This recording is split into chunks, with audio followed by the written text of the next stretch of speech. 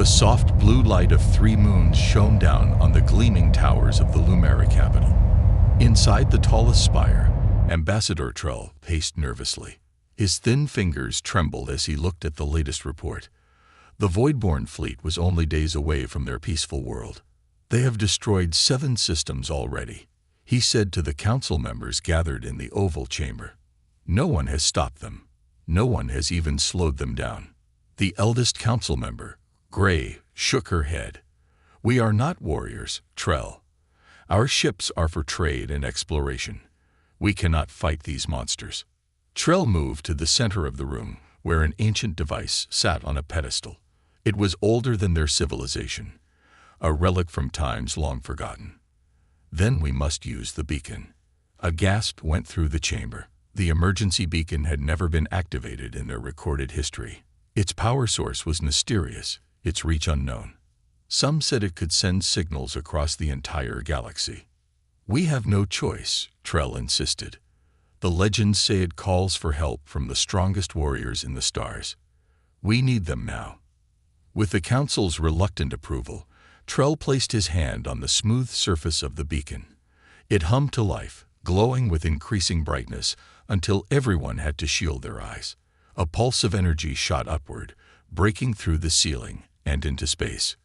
The signal raced across the void, passing countless stars and worlds. Most advanced civilizations ignored it. The frequency was primitive, the message too desperate. But on the edge of explored space, orbiting a yellow star, a blue planet received the call. Admiral Jack Reynolds was finishing his morning coffee when alarms blared throughout Earth's orbital defense station. He rushed to the command center where technicians worked frantically at their stations. "What do we have?" he demanded. Lieutenant Davis looked up from her console. "Sir, we've picked up a signal unlike anything we've seen before. It's coming from deep space, approximately 47 light-years away." "Show me." The main screen displayed a series of pulses. As the computer decoded them, simple images appeared. A star map, a planet under attack, and a plea for help. "Can we respond?" Reynolds asked. "Yes, sir. The signal contains coordinates for faster-than-light communication." Reynolds straightened his uniform and nodded. "Open a channel." The face that appeared on the screen wasn't human. Large eyes dominated a delicate face with pale blue skin. The alien seemed shocked to see Reynolds. "You received our call?" the alien asked in a translated voice. "I am Admiral Jack Reynolds of the United Earth Defense Fleet. We intercepted your distress signal. How can we help?" The alien, Ambassador Trell, explained the situation. The Voidborn were coming to conquer his world. His people, the Lumari, had no defenses that could stop them. "We need warriors," Trell pleaded. The beacon was supposed to reach the strongest fighters in the galaxy. Reynolds frowned. Humanity had only recently developed interstellar travel. Their fleet was small compared to what older civilizations might have. But Earth had something else. Thousands of years of warfare experience and soldiers adapted to one of the harshest environments any sentient species had evolved in. "The beacon found exactly who you needed," Reynolds said firmly. "We'll come." 3 days later, Reynolds stood before the World Council on Earth, explaining his decision. "These Lumari need our help. And yes, intervening means revealing ourselves to the wider galaxy sooner than planned. Are we ready for that?" asked the representative from Africa. Reynolds displayed images of the Voidborn ships destroying a peaceful colony. "The question isn't whether we're ready. The question is, can we live with ourselves if we do nothing?" The vote was unanimous. Earth would answer the call. As the first human battle fleet prepared to depart, Reynolds looked at the crew manifest. None of them knew that the galaxy classified Earth as a death world, a planet so dangerous that life should not exist there. None of them realized that humans were considered impossibly strong and resilient by galactic standards. The Voidborn were about to find out. The human fleet exited faster than light travel with a flash of energy that lit up the Lumari system. 20 Earth warships, led by Admiral Reynolds' flagship Defender, took up defensive positions around the blue-green planet below. Captain Ellie Morgan stood on the bridge of her ship, the Intrepid, staring at the alien world on her view screen. It was beautiful. Two large oceans, separated by a curved continent covered in strange purple forests. The gravity readings made her smile. This world had only 2/3 of Earth's pull. "Admirals calling all captains," her communications officer announced. Reynolds' stern face appeared on the screen. "We've detected the Voidborn fleet approaching from the far side of the system. They haven't spotted us yet. Captain Morgan, take your diplomatic team down to meet with the Lumeri leadership. The rest of us will prepare to intercept the enemy." "Yes, sir," Morgan replied, feeling the weight of history on her shoulders. First official human contact with an alien civilization, and it would be during a war. 30 minutes later, Morgan's shuttle descended through the atmosphere toward the gleaming capital city. 4 soldiers accompanied her, including Lieutenant Tom Walker, who couldn't stop staring out the window. "Look at those buildings," Walker whispered. "They're like crystal sculptures." The Lumeri had prepared a landing area in what appeared to be a central plaza. Hundreds of the blue-skinned aliens gathered to watch the human ship touch down. When the door opened and Morgan stepped out, a collective gasp spread through the crowd. Ambassador Trell approached cautiously. He was tall, nearly 7 feet, but incredibly thin. His large eyes widened further as he studied the humans. "You are smaller than I expected," he said through a translation device. "The beacon was supposed to summon the strongest warriors." Morgan smiled. "Size isn't everything, Ambassador. We come from a world that might be different from yours." She extended her hand in greeting. Trell hesitated before reaching out his 4-fingered hand. When they touched, he pulled back quickly. "You're so warm and heavy," he exclaimed. "Your density is remarkable." The Lumeri Council waited in a grand hall with ceilings that seemed to float without support. They stared at the humans with a mixture of fear and fascination. "Tell us of your world," the eldest member asked. Morgan activated a holographic display showing Earth. "We call it Earth. Gravity is stronger than here. Our atmosphere has higher oxygen content. We have extreme weather patterns, active tectonics, and thousands of species that can kill with a single bite or sting." The council members looked horrified. One whispered, "They come from a death world." Before Morgan could respond, an alarm sounded throughout the city. The Voidborn fleet had been detected entering the system's inner planets. "We need to return to our ships," Morgan said urgently. "Wait." Trell grabbed her arm, then pulled back in surprise at the solid muscle he felt. "You must show us you can help. The Voidborn have sent an advanced scout ship to test our defenses."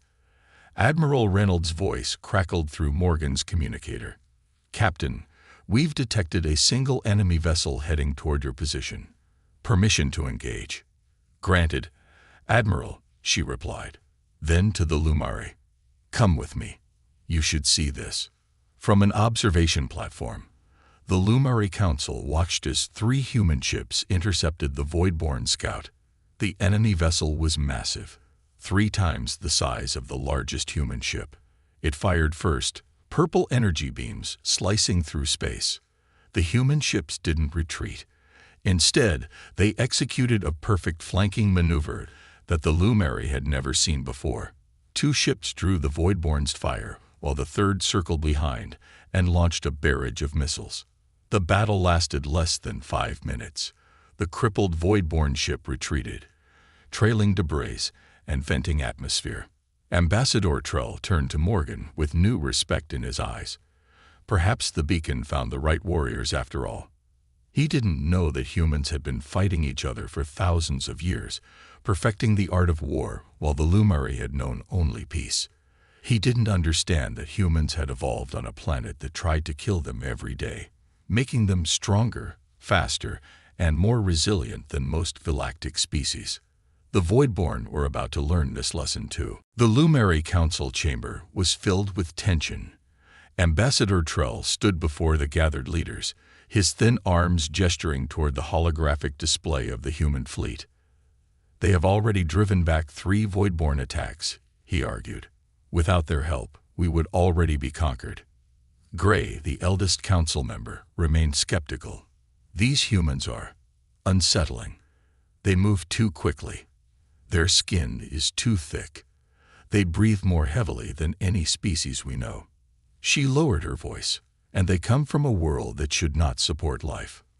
Technical Officer Ben Porter entered the chamber alongside Admiral Reynolds. The human engineer carried a small device that he placed on the central table. Council members, Porter began, I've analyzed your planetary defense systems. With your permission, we can integrate our technologies to create a shield the Voidborn cannot penetrate. Gray tilted her head. How can we trust your methods? Your species is unknown to us. Reynolds stepped forward. You called for help. We answered, but we cannot defend you without your cooperation. Before anyone could respond, the chamber doors burst open. A group of aliens unlike the Lumari entered, shorter, with reddish skin and 4 arms each.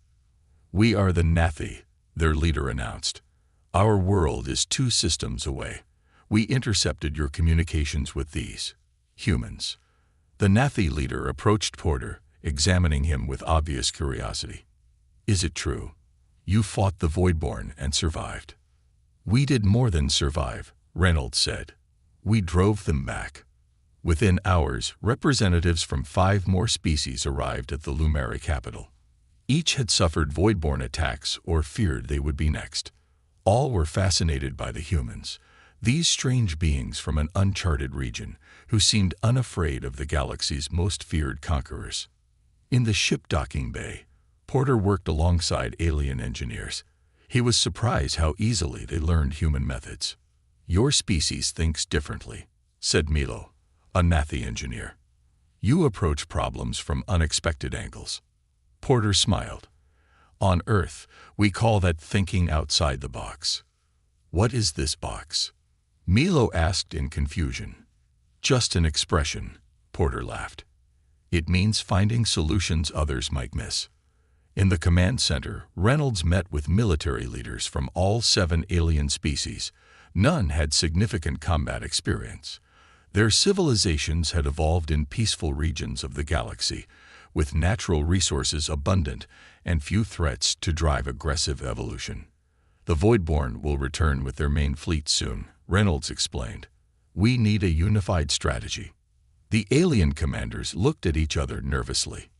We have never fought a real war, admitted the Thelian general, his green scales shifting color with anxiety. Our weapons are mostly for show or minor conflicts. Reynolds studied the star charts. Then we'll teach you how to fight. Humans have been perfecting warfare for thousands of years. The admission silenced the room. The aliens seemed horrified that any species would fight among themselves so extensively. This explains much about you, Ambassador Trell said quietly. Your strength comes from constant struggle.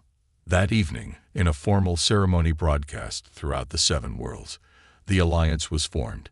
Each species pledged their resources and what fighting power they had to the joint defense. After signing the agreement, Reynolds received an urgent message from Earth. The World Council had approved sending the remainder of the human fleet, 30 more warships loaded with Earth's most advanced weapons. Meanwhile, aboard the Voidborn command vessel, General Krax reviewed footage of the human ships in combat. Never in his long career of conquest had he seen such tactics.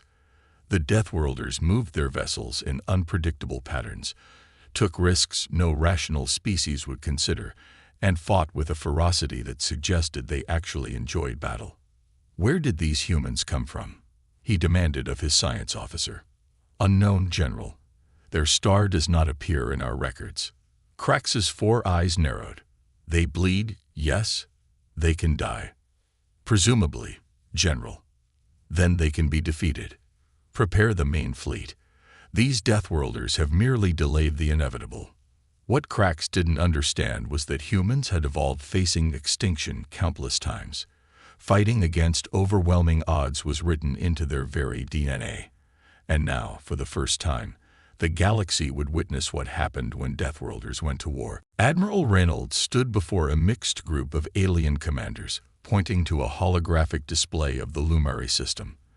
The room was uncomfortably warm for the non-humans, but perfect for the Earth officers. "The Voidborn expect us to defend the planets directly," Reynolds explained. "We won't do that. Instead, we'll use hit-and-run tactics that they've never seen before." The Thelian general raised a scaled hand. "Our ships are not built for such maneuvers. We cannot match your acceleration or turning speeds." "You don't need to," said Tactical Officer Rick Donovan, stepping forward. "Your vessels will form the visible defense line while our smaller, faster ships strike from hiding positions in these asteroid fields." Across the chamber, Medical Officer Ava Thompson worked with alien doctors. She was shocked to discover how vulnerable the Alliance species were to common threats. "Your immune systems are remarkably simple," she told the Lumari head physician. "No wonder the Voidborn bioweapons are so effective against you." "Our worlds have few diseases," the physician replied. "We never needed stronger defenses." Thompson nodded thoughtfully. "On Earth, microbes try to kill us every day. Our bodies learn to fight back." She held up a sample of human blood. "We can use modified human antibodies to strengthen your resistance." Meanwhile, in the engineering bay, Ben Porter supervised as alien technicians marveled at human technology. "Your power systems are inefficient," said Milo, the Nathi engineer, "but they produce 3 times the energy output of ours." Porter laughed. "That's humans for you. We brute force problems when elegant solutions aren't available." He demonstrated how to retrofit alien ships with Earth-designed shields. The technology wasn't better, just different, developed under the constant pressure of human wars. In orbit above the Lumari homeworld, Reynolds deployed Special Forces teams to nearby moons. These small groups would act as forward observers and saboteurs once the Voidborn arrived. "Team Alpha, you'll target their supply ships," he instructed over the secure channel. "Team Bravo, focus on communications. If we can make them deaf and blind, their size advantage means nothing." The human approach to warfare baffled their allies. The aliens had always fought directly, ship against ship, with little thought to strategy beyond formations. "Why hide?" asked Ambassador Trell during a planning session. "Is it not more honorable to face your enemy?" Reynolds shook his head. "War isn't about honor. It's about winning while losing as few of your people as possible." Humans learned that lesson through centuries of bloodshed. This concept, fighting to win rather than to demonstrate courage, was revolutionary to the Alliance species. Many found it disturbing, yet they couldn't argue with the results of early skirmishes. 3 days later, Voidborn scouts entered the system again. This time, instead of engaging directly, human ships lured them into an asteroid field where hidden Alliance vessels ambushed them from all sides. Aboard the Voidborn command ship, General Krax received the reports with growing frustration. "These Deathworlders fight like vermin," he raged. "No proper formation. No respect for battle protocols." His science officers studied the combat footage. "They're using the environment as a weapon. Note how they position themselves between our ships and the system's star to blind our sensors." Krax pounded his control panel. "Adjust our strategies. Learn their patterns. They are just animals from a harsh world. They cannot match our superior intellect." What the Voidborn commander failed to understand was that humans had been the apex predators of their deadly world precisely because of their intellect. Earth's history was filled with brilliant generals who won against superior forces through strategy rather than strength. As the main Voidborn fleet approached, Admiral Reynolds gathered the Alliance leaders for final preparations. "They outnumber us 3-1, he admitted, "but they've never faced guerrilla warfare in space before. They've never had to deal with psychological operations or electronic countermeasures." The Alliance commanders listened carefully, finally beginning to understand that humans weren't just physically adapted to hardship. Their entire approach to conflict had been shaped by it. "They think of us as animals," Reynolds concluded. Let's show them what happens when you corner a dangerous animal on its hunting grounds. The massive void-borne battleship emerged from hyperspace directly above the Alliance outpost on Luma's largest moon. 3 more enemy vessels followed, their weapons already charging. This was the largest void-borne attack since the conflict began. Tactical Officer Rick Donovan stood in the outpost's command center, watching as alien technicians scrambled to activate defenses. The outpost housed 5,000 civilians who had been evacuated from nearby colonies, mostly Lumari and Thelian families. Shields at 40% capacity, reported a nervous Lumari operator. They're targeting our power generators. Donovan's mind raced. The outpost wasn't built for defense. It was a scientific station converted to house refugees. Its shields wouldn't last 10 minutes against this assault. Open a channel to all Alliance ships in the system, he ordered. When the communications officer nodded, Donovan spoke clearly. This is Tactical Officer Donovan. We need immediate assistance at Luma Outpost. Civilian evacuation required. He turned to the station's security chief, a tall Nathi warrior who looked terrified. Do you have any ground weapons? Only personal defense tools, the Nathi admitted. We never expected a direct attack here. Donovan nodded, having expected this answer. Then we improvise. Outside, the Voidborne ships launched landing craft. They clearly intended to capture rather than destroy the outpost, standard Voidborne tactics to acquire slaves and resources. They're using a classic pincer movement, Donovan explained to the mixed species defense team he'd hastily assembled. But they expect us to cluster our forces at the main entrances. He pointed to a station schematic. Instead, we'll use something from Earth history, the Thermopylae strategy. We create a bottleneck where their numbers work against them. The aliens looked confused, but followed his instructions. They moved all civilians to the core section and blocked most corridors with whatever they could find. Only 3 narrow passages remained open. When the Voidborne breached the outer hull, they found empty corridors. Their soldiers, tall, gray-skinned beings in heavy armor, advanced cautiously toward the central hub.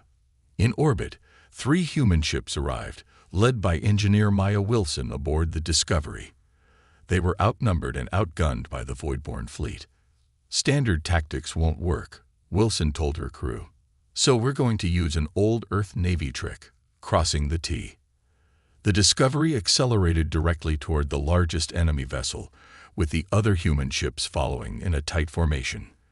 The Voidborne commanders, expecting the humans to split up, were caught off guard when all 3 ships concentrated fire on a single target. Inside the outpost, Donovan's team had set an ambush. When the first wave of Voidborne troops entered the narrow passage, hidden defenders attacked from concealed positions. The aliens fell back in confusion. Their battle computers hadn't predicted this strategy. They're regrouping. The Nathi security chief warned. More troops incoming. Good, said Donovan. Let them come. Each narrow corridor is their weakness, not their strength. The Voidborne, accustomed to overwhelming enemies with superior numbers, kept pushing soldiers into the bottlenecks. It was exactly what Donovan wanted. Their forces became jammed together, unable to maneuver effectively. In space, the battle took a dangerous turn. The Discovery had taken heavy damage, its engines failing. Wilson realized they couldn't escape. Target their command vessel's propulsion system, she ordered. Full power to forward shields. Her science officer stared in horror. But that's a collision course. Wilson nodded grimly. Exactly. Evacuate all non-essential personnel to escape pods. The Discovery accelerated toward the massive Voidborne command ship. When the enemy commander realized Wilson's intent, it was too late to maneuver the massive vessel away. The human ship slammed into the Voidborne vessel's engine section. The resulting explosion disabled both ships, but the Voidborne fleet's coordination collapsed immediately. Within the outpost, the defenders watched in awe as the remaining Voidborne ships suddenly retreated, their landing parties abandoning the attack. Later, when Alliance reinforcements arrived, They found Donovan's team bloodied but victorious. Of the Discovery's crew, 60% had survived in escape pods. Engineer Wilson was not among them. At the Alliance headquarters, Admiral Reynolds received word of the battle's outcome. The Voidborn had retreated completely from the system, the first time in recorded history they had abandoned a planned conquest. Ambassador Trell approached the Admiral quietly. The engineer, Wilson, she sacrificed herself to save our people. Reynolds nodded solemnly. Humans understand sacrifice. Sometimes one life buys many.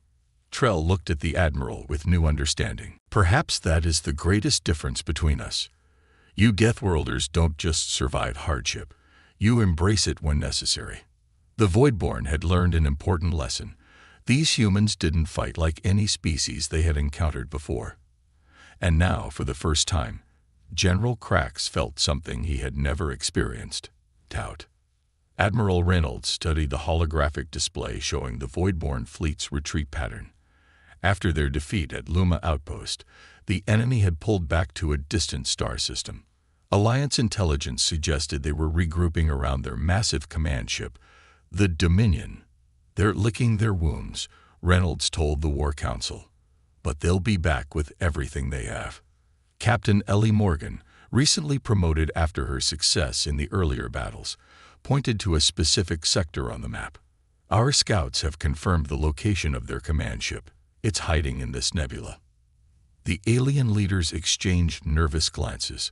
The Voidborn command ship was legendary, a planet killer that had never been defeated. We cannot match its firepower, said the Thelian general, even with all our ships combined. Reynolds smiled grimly. Then we won't try to match it. We'll use a strategy that worked in Earth's ancient naval battles, a direct strike at their leadership. He laid out a daring plan. While the main Alliance fleet engaged the Voidborn forces, a small team would infiltrate the command ship and disable it from within. It was risky, possibly suicidal, but it might end the war in one strike. I'll lead the infiltration team. Morgan volunteered. The room fell silent. Ambassador Trell stepped forward. I will join you. My knowledge of Voidborn ship layouts may prove useful. Reynolds nodded. The team leaves in 6 hours. Choose your people carefully, Captain. As preparations began, Lieutenant Tom Walker helped Morgan select equipment for the mixed species infiltration team. Besides Morgan and Trell, the team included 2 human Special Forces soldiers and a Nathi engineer named Milo. Their internal gravity and atmosphere will be challenging for the non-humans, Walker warned, as they packed specialized breathing gear. Morgan checked her weapons. We'll adjust. The bigger problem is getting aboard undetected. Their solution was brilliantly simple. They would use a captured Voidborn shuttle, approach during the main battle, and dock as if returning from a mission. The plan depended on the confusion of combat to mask their true identity. It's crazy enough to work, Walker said with a smile. Morgan didn't return the smile. It has to work. We won't get a second chance. As the infiltration team made final preparations, Admiral Reynolds addressed the combined Alliance fleet. Ships from all 7 species had gathered. Over 100 vessels of various sizes and capabilities, joined by the remaining 25 Earth warships. Today we take the fight to the enemy, Reynolds announced over the fleet-wide channel. The Voidborn have conquered countless worlds because no one stood against them together. That changes now. Throughout the fleet, mixed crews of humans and aliens listened. Over the past weeks, they had trained together, fought together, and many had died together. What had begun as an uneasy alliance had become something stronger. Aboard the Voidborn command ship, General Krax received reports of Alliance fleet movements with growing concern. For the first time in his long career of conquest, he felt uncertain. These humans fought like no species he had encountered in 1,000 successful campaigns. They cannot possibly hope to defeat us, he told his commanders. Yet they advanced directly toward our position. What strategy is this? His science officer had developed a healthy respect for human unpredictability. Perhaps they are desperate, or perhaps they have a plan we cannot see. Krax snorted. "Prepare all weapons. When they enter the nebula, we will destroy them once and for all." The Alliance fleet jumped into the nebula region with a flash of energy signatures. The Voidborn ships immediately moved to engage, just as Reynolds had predicted. In the chaos of the first volleys, a single shuttle approached the massive command ship unnoticed. Docking successful, Morgan whispered as their shuttle attached to the Dominion's secondary bay. "Move fast and quiet." The infiltration team slipped aboard, using Trell's knowledge to navigate toward the ship's power core. They encountered surprisingly little resistance. Most of the crew was focused on the battle raging outside. In the main engagement, Reynolds watched as his fleet executed a complex series of maneuvers designed to split the Voidborn forces. Human ships darted between larger enemy vessels, drawing fire while Alliance heavy cruisers targeted key systems. For the first time, the Voidborn faced an enemy who understood their weaknesses and wasn't afraid to exploit them. For the first time, they faced Deathworlders who had made warfare into an art form. Aboard the Dominion, Morgan's team reached the massive engine room. Milo, the Nathi engineer, quickly began working on the control systems while Morgan and the others set explosive charges at critical junctions. "How much time do we need?" Morgan asked, watching the entrance. 5 minutes to override their failsafes," Milo replied. Then, alarms blared throughout the ship. They had been discovered. "Work faster," Morgan ordered, raising her weapon as the sound of approaching Voidborn troops echoed down the corridor. "We're about to have company."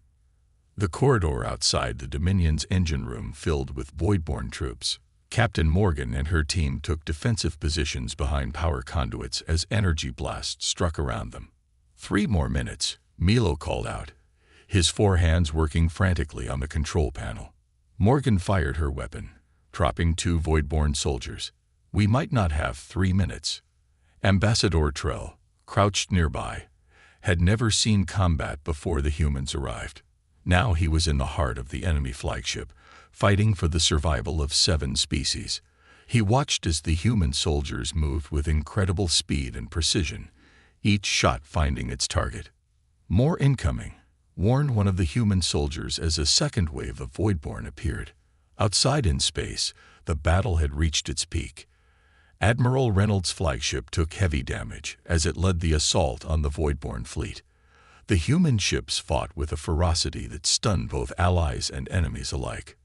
"Status on the infiltration team," Reynolds demanded. "No communication since they boarded," his officer replied. "But the Dominion's power readings are fluctuating." Reynolds nodded. "Morgan's doing her job. We need to keep the enemy focused on us." He ordered the Alliance fleet to press forward, targeting the Voidborn support ships. It was a dangerous gamble, exposing their flanks, but it might give Morgan's team the time they needed. Inside the Dominion, Milo finally looked up from the control panel. "It's done. I've bypassed their security protocols. The charges will now cause a cascade failure in their main reactor." Morgan glanced at her timer. 8 minutes until detonation. "Let's move." As they retreated from the engine room, a massive blast rocked the corridor. When the smoke cleared, Morgan saw their exit was blocked by debris. Worse, Trell lay wounded, blue blood seeping from his thin chest. "I cannot move," the ambassador said weakly. "You must go." Morgan shook her head. "No one gets left behind. That's how humans fight wars." She lifted the surprisingly light alien onto her shoulders. "Lead the way," she ordered the others. They found an alternative route to the shuttle bay, fighting through scattered resistance. With 2 minutes remaining, they reached their ship and launched, accelerating away from the Dominion as fast as the engines would allow. "All ships, pull back immediately," Morgan broadcast to the Alliance fleet. "Repeat, emergency withdrawal. The Dominion is about to." A blinding flash lit up the nebula as the Voidborn command ship's reactor overloaded. The massive vessel didn't simply explode. It collapsed in on itself as the power core failed catastrophically. General Krax, who had terrorized 100 worlds, vanished along with his flagship and their fearsome reputation of invincibility. Without central command, the Voidborn fleet fell into disarray. Some ships continued fighting, but most retreated, jumping to unknown coordinates at the edge of explored space. 3 days later, the Alliance leaders gathered on the Lumari homeworld to assess their victory. The once pristine council chamber now housed a diverse group of species, with humans standing prominent among them. Admiral Reynolds addressed them solemnly. The Voidborn have been defeated, but not destroyed. They will return one day, perhaps with new tactics learned from facing us. Captain Morgan, her arm in a sling, nodded in agreement, which is why the Alliance must continue. Not just for defense, but for the exchange of knowledge and culture. The Thelian general, who had once doubted the human strategies, stood tall. We have much to learn from Earth. Their history of conflict has given them wisdom we lack. And we have technologies to share in return, added Milo, who had become something of a hero among his people. Ambassador Trell, recovering from his wounds, spoke last. When I activated the ancient beacon, I hoped for warriors to save us. Instead, we found partners who taught us to save ourselves. A month later, a ceremony was held to honor those who had fallen in the conflict. Engineer Maya Wilson's name topped the memorial, along with hundreds of others from all species of the Alliance. As the solemn event concluded, Admiral Reynolds watched as the first joint human-alien exploration vessel prepared for launch. Named Discovery after Wilson's sacrificed ship, it carried a mixed crew trained to map uncharted regions of space. Trell joined him, gazing at the sleek new vessel. What will happen when the galaxy learns about Earth? About Deathworlders who not only survive hardship, but thrive on challenge. Reynolds smiled slightly. They'll either fear us or welcome us. Probably both. And the Voidborn. They fled rather than surrendered. The Admiral's expression darkened. That concerns me. Their retreat was too organized in the end, almost as if they had somewhere specific to go. New long-range sensors, a combination of human and Lumari technology, had detected unusual energy signatures beyond the edge of known space. Something had disturbed the void out there, something that even the Voidborn feared. Perhaps the real reason they had begun their conquest was not greed or ambition, but desperation. A need for resources and territory to prepare for something worse. But that was a concern for another day. Today was for honoring the dead and celebrating a new chapter in galactic history, one where humans stood as equals among the stars, bringing with them the hard-earned wisdom of their Deathworld origins. As twilight fell, the Discovery broke orbit, its lights twinkling against the darkening sky. Somewhere out there, new worlds waited, new allies, perhaps new enemies, and Earth would be ready for them all. Retriclaude can make mistakes. Please double-check responses.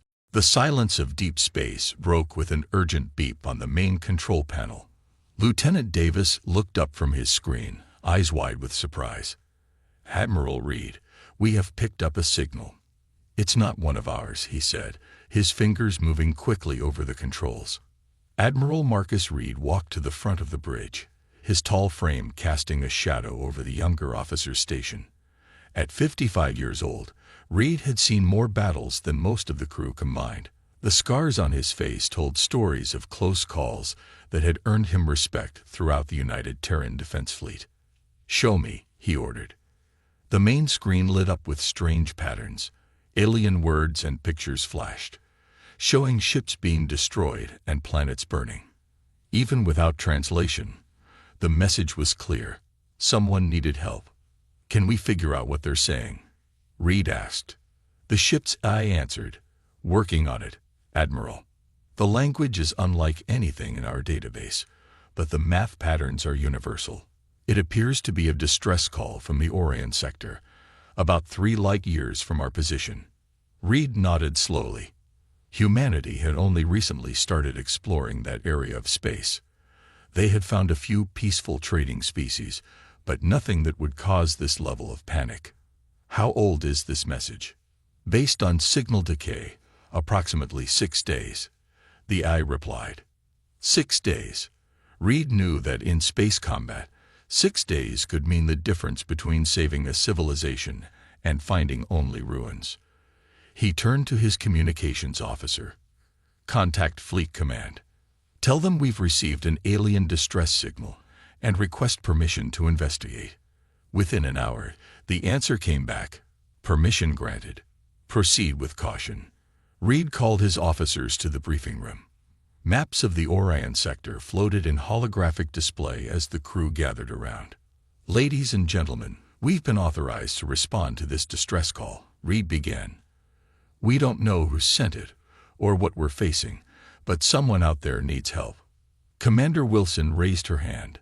Sir, should we be concerned about the fact that we're classified as Deathworlders? Many alien species find us intimidating. Reed nodded. It was a fair point. Humans had evolved on Earth, a planet with higher gravity, more extreme weather, and more deadly predators than most inhabited worlds. Their bodies were built to endure conditions that would kill most sentient species in the galaxy. This made humans naturally stronger and more durable than many aliens they encountered. That's exactly why we're going, Reed answered. Whoever sent this message is facing something they can't handle. We can. And we have a duty to help. Captain Lopes, head of the Marine Division, checked the weapons data on his tablet. My troops are ready, sir. If there's fighting to be done, we'll do it. Reed looked around the room at his crew. The 5 warships under his command carried the best soldiers Earth had produced. Fast, strong, and clever. Humans had survived on their harsh homeworld by being all 3. Prepare the fleet for hyperspace jump. All ships at combat readiness, Reed ordered. We don't know what we're flying into. As the meeting ended, Reed stayed behind, studying the alien message again. Something about the desperation in those strange symbols bothered him. In his 30 years of service, he had learned that desperate situations rarely had clean solutions. The fleet's engines hummed to life as 5 massive warships aligned for the jump. Inside each vessel, thousands of crew members prepared weapons, checked shields, and calibrated targeting systems. Admiral Reed took his place on the bridge and gave the final order: jump. In a flash of light, the human fleet vanished into hyperspace, racing toward an unknown enemy and a species crying out for salvation. The human fleet emerged from hyperspace at the edge of the star system. Admiral Reed ordered all ships to activate scanning systems immediately. Full sensor sweep. I want to know what we're dealing with, Reed commanded. The main screen filled with data as the fleet's sensors mapped the system. 7 planets orbited a yellow star, with the 3rd planet showing signs of advanced civilization. But something was wrong. The planet's surface showed massive damage, and debris filled the nearby space. Sir, we're detecting multiple spacecraft in orbit, 2 different designs. One group appears to be attacking the other, reported Lieutenant Davis. Reed studied the images. The smaller ships are running. The larger ones are hunting them down. Commander Eliza Stone stepped forward. She was Reed's most trusted officer, known for her quick thinking and combat skills. Admiral, request permission to lead a team to make contact with the fleeing ships. They might be the ones who sent the distress call. Reed nodded. Approved. Take our fastest shuttle and a security team. Be careful, Commander. Within minutes, Stone and her team launched toward the nearest group of small, elegant ships. These vessels had smooth, curved designs that reminded her of sea creatures from Earth. This is Commander Eliza Stone of the United Terran Defense Fleet. We received your distress signal and have come to help. Please respond. She broadcast on all frequencies. After several tense moments, a reply came through.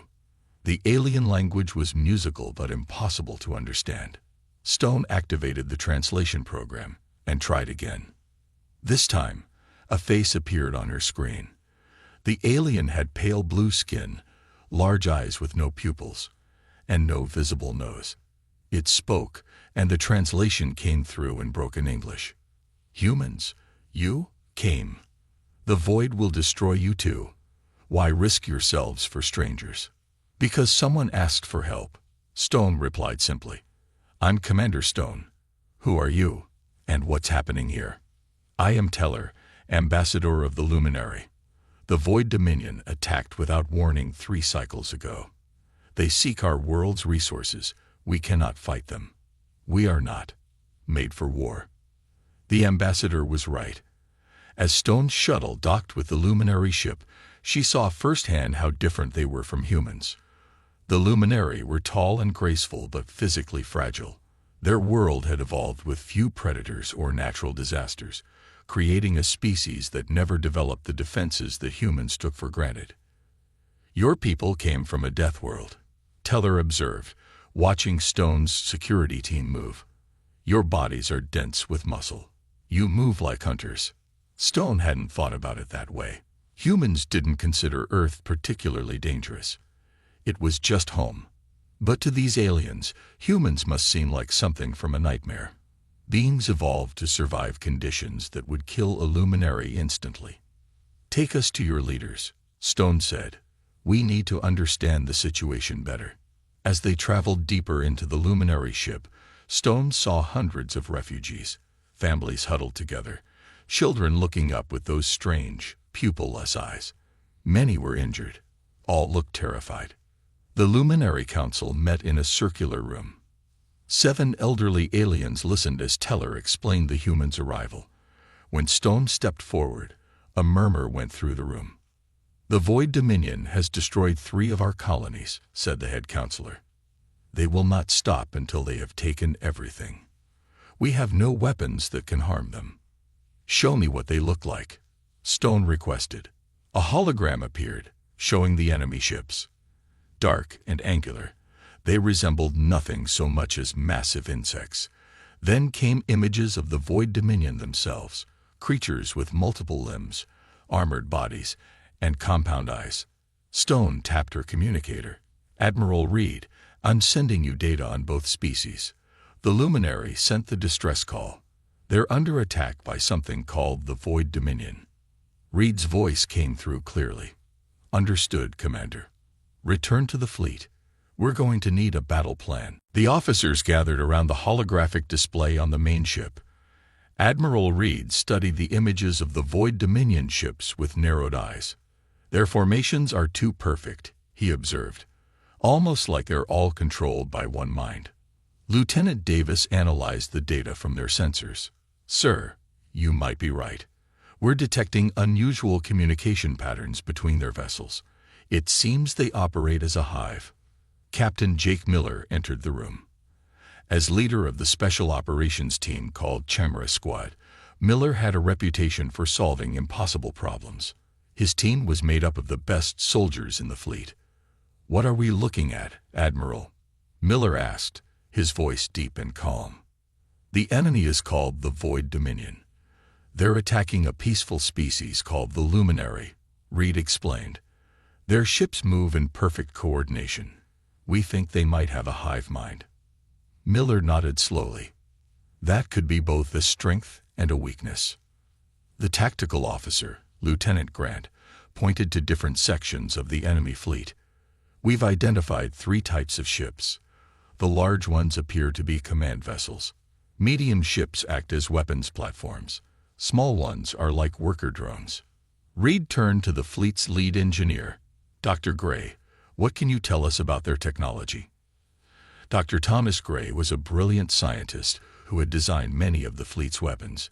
He studied the scans carefully before answering. Their ships have strong energy shields, but they don't seem prepared for physical projectiles. And their communication system is highly advanced but operates on narrow frequencies. We might be able to jam it. Reed began to form a plan. If they think as one, what happens if we cut off their communication? Confusion, hopefully, Dr. Gray replied. But we'd need to get close to their command ships to effectively jam their signals. Captain Miller stepped forward. My team can handle that. We can use our stealth shuttle to get close enough. Reed looked around at his officers. Each was an expert in their field. Humans might be newcomers to galactic politics, but they brought something unique. A species that evolved to overcome challenges through innovation and determination. Lieutenant Davis, what about their weapons? Reed asked.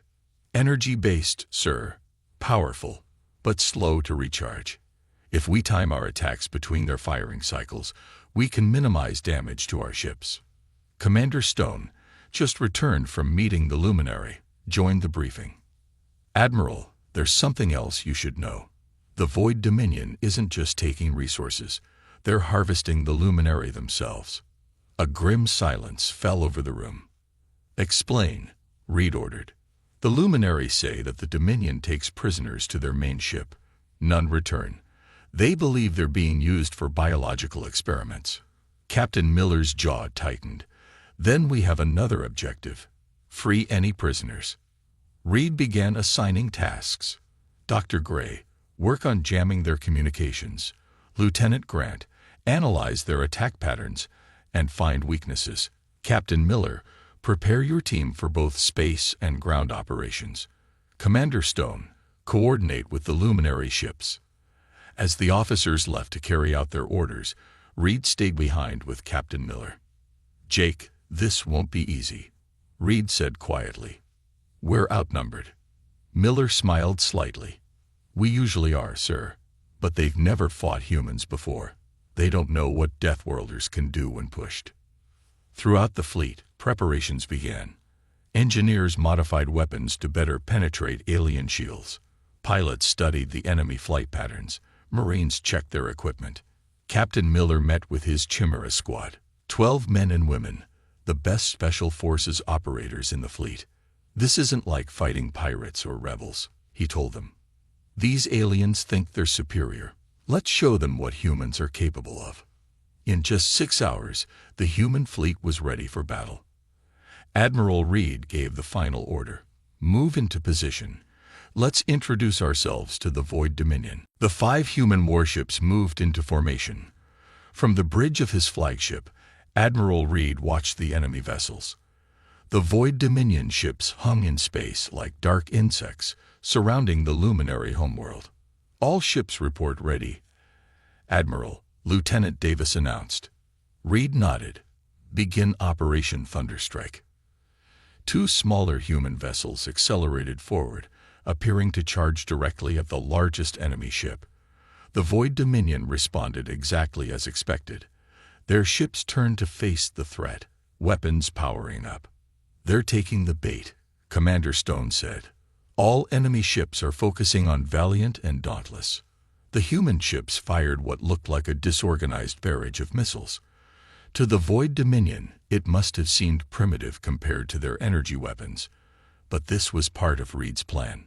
Lieutenant Tara Wilson sat in the cockpit of her experimental fighter craft, watching the missiles fly ahead of her squadron.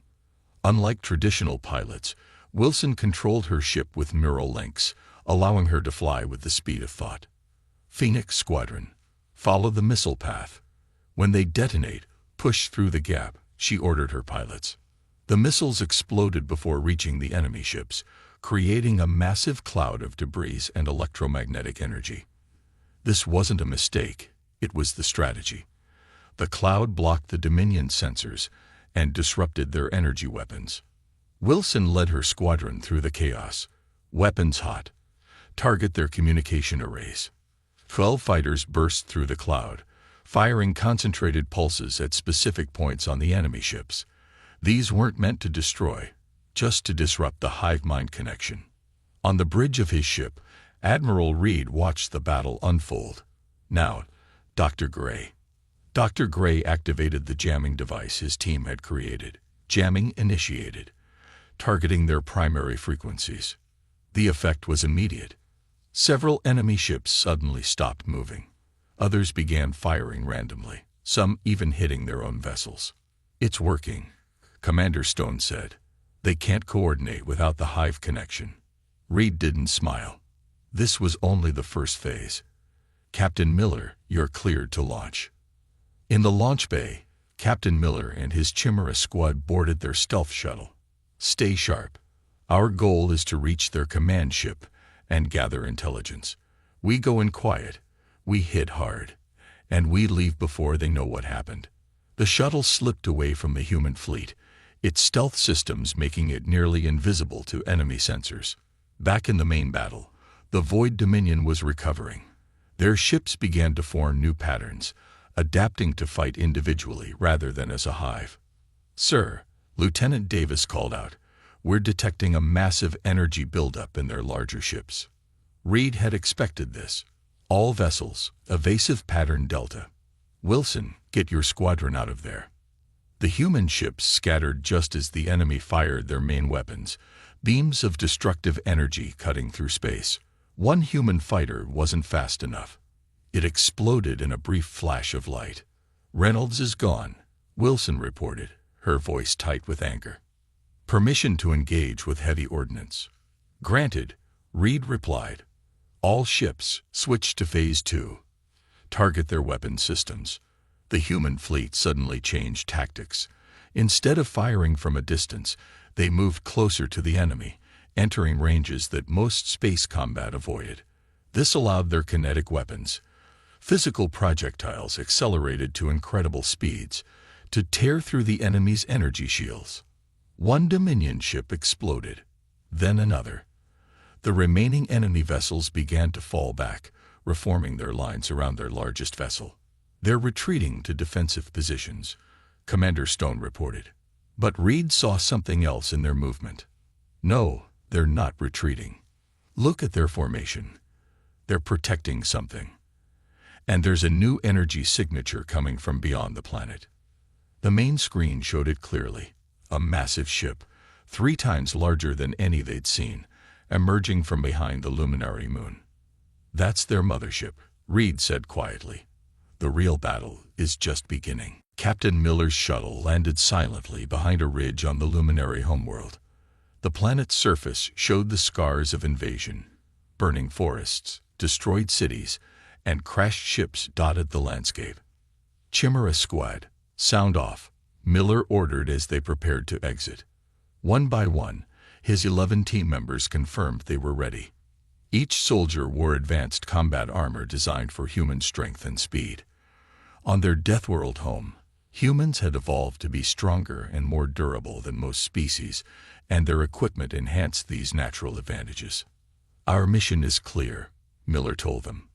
"We locate Void Dominion ground forces, gather intelligence on their operations, and protect any luminary civilians we find." Sergeant West checked her weapon. "Intel says there's a luminary village 2 kilometers east, Captain. The Dominion has set up some kind of processing center there." Miller nodded. "That's our first target. Move out, stay low." The squad moved through the alien forest with practiced silence. Years of training on Earth's varied terrain made them natural infiltrators. As they approached the village, they saw their first Void Dominion soldiers up close. The aliens stood nearly 7 feet tall, with 4 arms and armored exoskeletons. They moved with mechanical precision, herding luminary civilians into transport vehicles. "They're taking them to the ships," Lieutenant Park whispered, watching through binoculars. "Just like the Luminary Council said." Miller studied the enemy patterns. "They're organized, but not very alert. They don't expect resistance." He divided his team into 3 groups. "West, take your team and set up a perimeter. Park, your team will free the civilians. My team will target their command post." The attack began with perfect coordination. West's team disabled the enemy's communication equipment with targeted EMP charges. Park's group moved among the transport vehicles, quietly eliminating guards and releasing prisoners. Miller led his team toward the central building. Inside, they found something disturbing. Luminary civilians strapped to examination tables. Void Dominion scientists were extracting blood and tissue samples. "What are they doing?" Corporal Torres asked, horrified. Miller checked one of the alien computers. His suit translated the strange symbols. "They're harvesting genetic material. The Luminary have some kind of natural regenerative ability the Dominion wants." A noise behind them made the team turn, weapons raised. A Luminary female stood there, shaking with fear. "We won't hurt you," Miller said, lowering his weapon. "We're here to help."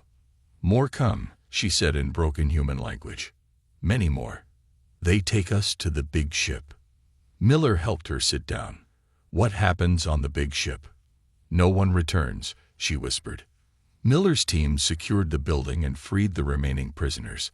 Outside, West and Park had cleared the area of enemy forces.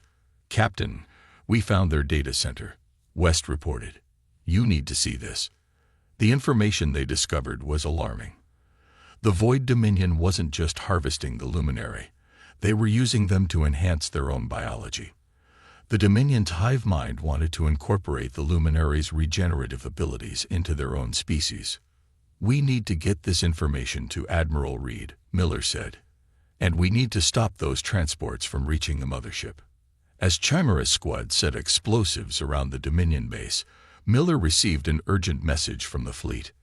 "Captain," came Reed's voice, "the situation has changed. The mothership is moving into attack position. We're engaging their fleet, but we need to know their weaknesses." Miller transmitted the data they'd found. "Sir, they're harvesting the luminary for genetic material. The mothership is their processing center. If we can disable it, their whole operation falls apart." "Can you reach it?" Reed asked. Miller looked at his team, the best soldiers humanity had to offer.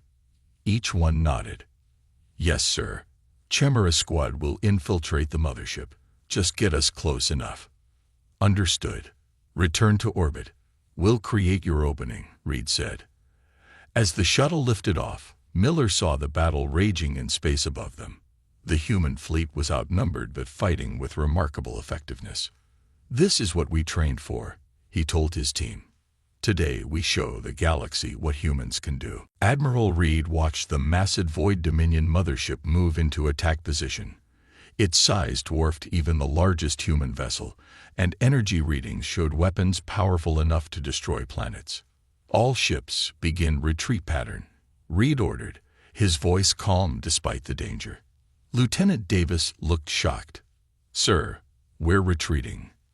Reed's eyes never left the tactical display.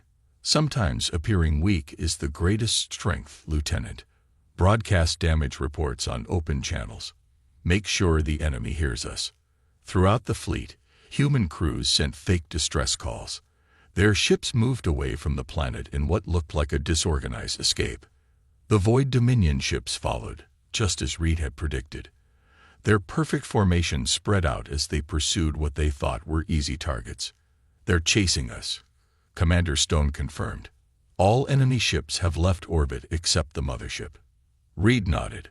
"Lieutenant Wilson, is your squadron in position?" From the hidden side of one of the system's moons, Wilson replied, "Yes, Admiral. Phoenix Squadron ready to deploy the package." "Execute," Reed ordered. Wilson's fighters raced toward the mothership, carrying special devices designed by Dr. Gray. These weren't weapons. They were advanced communication jammers that would cut the mothership off from its fleet. "Approaching target," Wilson reported. "No sign they've detected us." Her squadron released the devices, which attached to the mothership's hull and activated. Immediately, the connection between the mothership and the rest of the Void Dominion fleet was severed. On the bridge of his ship, Reed gave the next command. "All vessels, attack pattern Omega. Focus fire on their lead ships." The human fleet suddenly stopped retreating. Their engines flared as they turned and accelerated toward the surprised enemy ships. Without guidance from the mothership, the Dominion vessels hesitated. That moment of confusion was all the humans needed. Their weapons struck with precision, targeting the weak points identified during previous battles. Meanwhile, Dr. Gray monitored the jammers from his station. "Admiral, the virus is uploading to their systems. It's working better than expected." The virus was Dr. Gray's masterpiece, a program designed to infiltrate the Void Dominion's hive mind network and create false commands. Some enemy ships were now firing on each other, believing they were targeting humans. "Captain Miller, what's your status?" Reed asked. Inside an enemy transport ship captured during the ground assault, Miller and his team approached the mothership. "We're on final approach, Admiral. They think we're bringing more luminary prisoners." "Good hunting," Reed replied. "Once you're inside, you have 30 minutes to reach the central control room." As Miller's team prepared to board the mothership, Reed faced a new threat. The remaining Dominion ships had regrouped and were concentrating their attack on his flagship. Shields down to 40%, Lieutenant Davis reported as the ship shook from another hit. Commander Stone studied the tactical display. They're trying to take out our command structure. Reed remained standing as consoles exploded around him. Redirect power from non-essential systems to shields. Continue targeting their lead vessels. The human flagship took heavy damage, but the plan was working. With each passing minute, more Dominion ships fell to the coordinated human attack or the confusion caused by Dr. Gray's virus. On the mothership, Miller's team moved through dark corridors, eliminating resistance. "We're approaching the central chamber," he reported to Reed. "Heavy security here." "The fleet can't hold much longer," Reed replied, his voice steady despite the chaos on his bridge. "Whatever you're going to do it now." Miller looked at his team, their faces determined behind their helmet visors. "You heard the Admiral. Let's end this." As they prepared to breach the final door, Miller knew the fate of both the Luminary and the human fleet depended on what they would find inside, and whether they could stop it in time. Captain Miller and Chimera Squad fought through the final defenses of the mothership's control center. The Void Dominion soldiers fought desperately, but they had never faced humans in close combat before. The squad's training on Earth, a planet with higher gravity and harsher conditions, gave them strength and endurance the aliens couldn't match. "Breach charge set," Sergeant West announced, placing explosives on the massive door. The team took cover as the door blew open. They rushed inside, weapons ready. In the center of the vast chamber stood the Void Dominion Queen. Nearly 12 feet tall, with 6 arms and a complex exoskeleton, she controlled the entire hive mind. Around her, operators worked at control stations, directing the battle outside. "Take out the control systems," Miller ordered. "Torres, with me." While the rest of the squad engaged the defenders, Miller and Corporal Torres fought their way toward the main computer system. Torres plugged in a device Dr. Gray had created. "Uploading the virus to their main system," Torres reported. The Queen screeched commands to her soldiers, but Miller could see confusion spreading through the enemy ranks as the virus took hold. In space, Admiral Reed's flagship took another heavy hit. "Hull breach on decks 5 through 7, Lieutenant Davis reported. "Shields failing." Reed remained standing despite the bridge shaking around him. "Hold position. Continue firing." Suddenly, the tactical display changed. The enemy ships began moving erratically, some shutting down completely, others firing at random targets. "Sir," Commander Stone said with surprise, "Captain Miller's team did it. The mothership's control system is compromised." Reed immediately opened a channel to all human ships. "All vessels, concentrate fire on these coordinates." He marked 3 key points on the mothership's structure. The remaining human ships fired everything they had at the targets. The mothership's outer defenses crumbled under the assault. Inside the control room, Miller faced the Queen directly. She was wounded but still dangerous, lashing out with razor-sharp limbs. "Your kind does not belong here," she hissed in broken human language. "This galaxy is ours to harvest." Miller dodged her attack. "That's where you're wrong. We're here to stay, and we protect those who can't protect themselves." With one perfectly timed move, Miller fired his weapon at a weak point in her exoskeleton. The Queen collapsed, her connection to the hive mind severed. Miller opened his communication channel. "Admiral, mission accomplished. The Queen is down, and their control system is ours." Reed's voice came through clearly. "Well done, Captain. Now get your team out of there. We're finishing this." As Chimera Squad fought their way back to their shuttle, Reed opened a channel to all remaining Void Dominion ships. "This is Admiral Marcus Reed of the United Terran Defense Fleet. Your Queen has fallen. Your mothership is under our control. You have one option. Leave this system immediately and never return, or be destroyed. You have 5 minutes to decide." The response came quickly. Without the Queen's control, the Dominion commanders chose survival. Their remaining ships began retreating from the system. 3 days later, Admiral Reed stood with the Luminary Council. Captain Miller and his team had rescued hundreds of Luminary prisoners from the mothership before the humans disabled its engines, leaving it stranded in deep space. "The debt we owe you cannot be measured," the head counselor said. "We had no way to fight such enemies." Reed shook his head. "You don't owe us anything. Helping those in need is what humans do." Commander Stone approached with a data tablet. "Sir, we've received a message from Earth.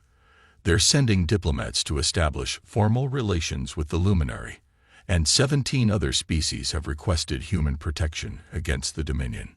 Reed looked out at the stars through the council chamber's windows. Humanity had been exploring space for less than 50 years. Now they had shown the galaxy what Deathworlders could do when protecting others. "It seems we've made quite an impression," he said quietly. The Luminary head counselor nodded. "The galaxy will never be the same now that humans have arrived." Reed smiled slightly. "For the better, I hope." "For the better," the counselor agreed.